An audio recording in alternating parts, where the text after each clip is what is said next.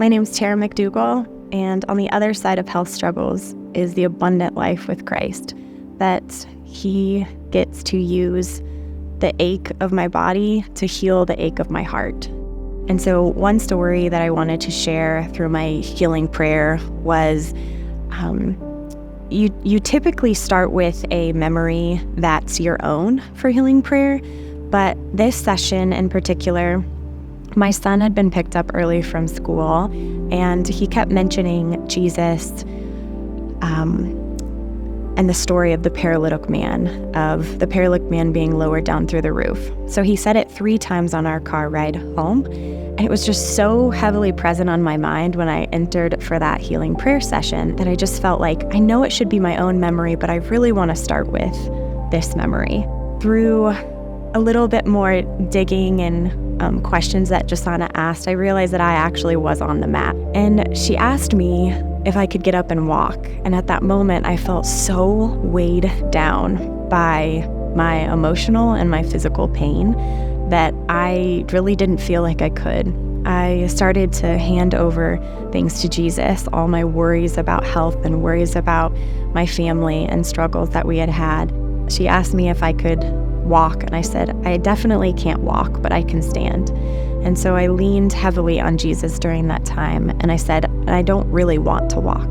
The next healing prayer, we talked through some other situations. So she starts to pray the verse of Colossians over me and hear my name intertwined in the scriptures. I've never been prayed over like that before, which was a really powerful way that Jasana did. So all of a sudden we start to pray, and she asks the Lord if He had anything for me, and all of a sudden I just see like arrows, and I'm like, I guess I should move forward. And then I just saw the word walk. I felt so seen in that time. I got chills from my head to my toes, and that was just such a gift that He gave me in that moment. And then the verse in Colossians, it does say to walk in a manner worthy of the Lord. I realized that paralytic man would not have been on the mat without his family, without his friends. He wouldn't have gotten to go to the crowd with Jesus. The only way he got there was because of his friends and family. And I saw the patience of my husband through emotional and physical pain.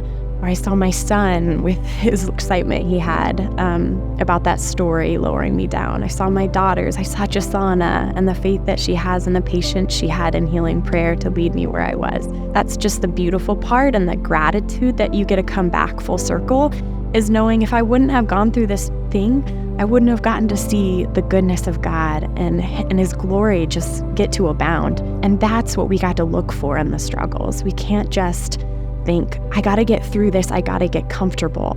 It's like, well, what is God trying to teach me? What can I do for other people? So yeah, that's what life's all about, right? Is learning from where we're at and getting to use God's word and God's stories in a beautiful, creative way to make life make sense.